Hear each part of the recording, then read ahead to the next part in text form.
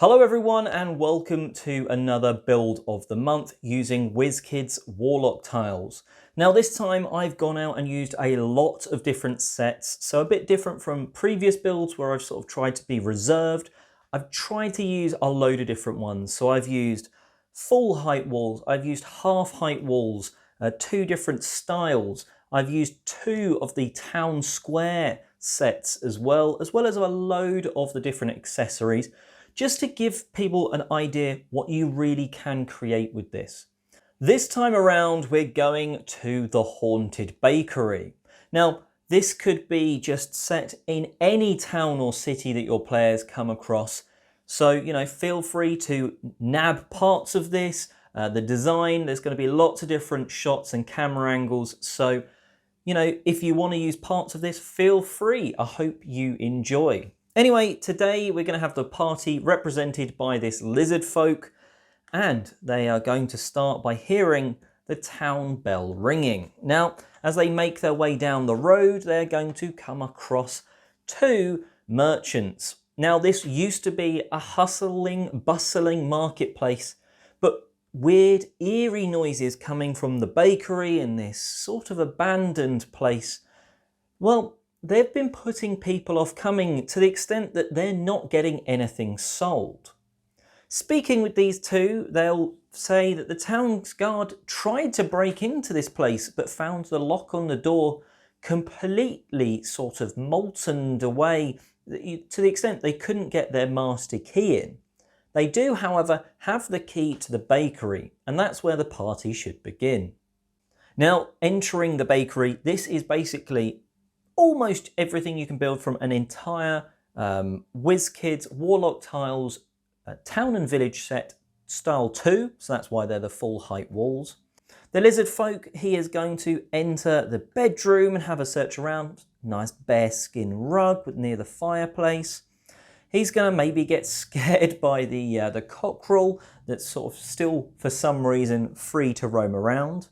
Now, if you want to add a little bit more challenge, if you want to break the suspense sort of this place, why not drop in a mimic door? Because they're always great fun.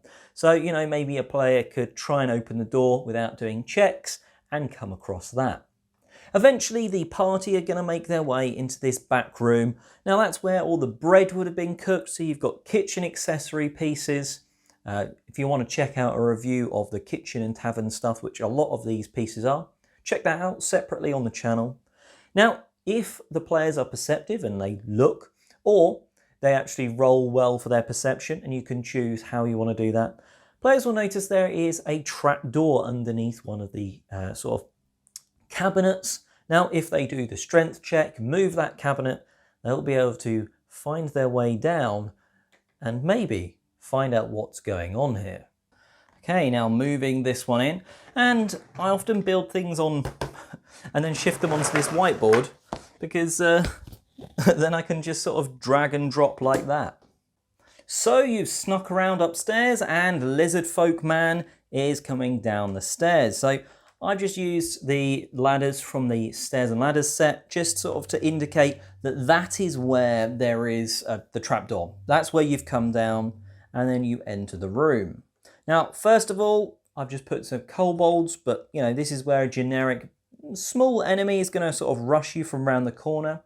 Now, if you have a low perception as a party, perhaps they're going to sneak up on you and sort of get a bit of a running jump, but otherwise you're going to be fighting them, and maybe there's a little bit of gold in the chest in the corner. Kicking these doors down, you're going to enter sort of the main walk, and you hear a clank. All of a sudden, this jail door flies open and a random, very angry looking Goliath is going to be looking at you. He turns and starts to run. Now, this is where the party has some options. What are they going to try and do? Because that Goliath is trying to run down to free his brother.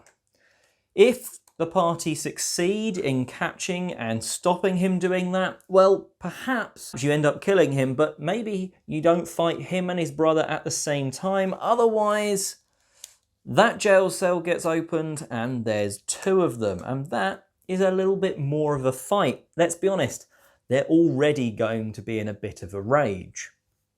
Once you've sort of offed those two, oh no, they're dead, then you can sort of come around, you can have a look in the jail cells, search through here, find that, well, there's still no baker in sight. There's a nice mead barrel, you know, maybe the party can top up a flask from there and then head on out because there's a ladder on the way up. Now, a couple of things I learned from building this, and it's not in the build here, but if you have the town square, town and village town square set, like for the outside, you can actually use these. These are like the cobblestone tiles, and you can use these as, you know, a room, a dungeon room, very nicely. They really work very well with the stone floor. So you can sort of integrate them, maybe have just sort of an area where the tiles are a bit more broken up, or just have a room with sort of a different terrain on it. Other things to get this sort of nice one space gap, because we don't have the 1-inch tiles yet here in the UK. Well, I've just offset it slightly, so this wall at the back here isn't a normal corner, and most people would probably put a little end cap on because I can see a little bit of a gap from here. But otherwise, that nicely fits in there. Really, this is a way just to get the party having a little bit of combat downstairs after not finding too much, maybe some scraps and some clues up there, but still not finding the baker, and that was important. They've still not found them, so they're going to be wanting to carry on up the next staircase, up through the next trapdoor into the final room. So the players made it through the underground, and they're going to find themselves in the secondary building. Surprise, surprise, I'm sure. Now, the way it's built, it's actually pretty much exactly, if you were to lay that over the top, the underground is actually perfectly aligned, so you do come up in the right spot. Now, when you're here, you're sort of faced with a room with 2 doors and some eerie noises coming from one side. Players will try and maybe go into this smaller bedroom, but they'll find, and if they have a look, there's a sort of a chair propped up behind the door. It's just to add a bit of flavour to that room. You know, they can't get into it because it's closed. And that's maybe also to force them into the main room. Coming into the room, there's the rubble around, and all of a sudden, from the shadows, you see what's been making those noises. Now in there, I've got a banshee and a skulk, and that's what the players are going to find. You know, if you have ghosts, that's maybe what they could find, and that's where some sort of final encounter for this will happen. You know, if you want, you could give them some good loot in there, but otherwise they'll finish that off and be able to then securely open the door and make their way back to the merchants. After sort of offing a banshee, which isn't exactly necessarily an easy thing to do. Back at the merchants, obviously they're happy, the town guard are happy. Maybe that could give you a little bit of reputation in this area. You know, you're a force of good, you've helped the situation, although you didn't find a body. The baker is still missing, and maybe that can lead you on to sort of a further adventure, or maybe you just leave it up to the town guard. You've sorted out enough problems for them. So a few things that sort of went through my head when building this. I really wanted the idea of an outside and inside areas with sort of a tunnel connecting the two. And I wanted sort of an excuse to, you know, maybe funnel people through in a sort of a very linear way. Some people might not like that. I sometimes prefer this sort of a dungeon style thing to have a beginning, a middle and an end, with the players then being able to sort of easily get back, get the reward and maybe move on. You've got the idea of where's the baker. You know, you could, if you wanted, to have a skeleton in there or maybe in the downstairs dungeon area.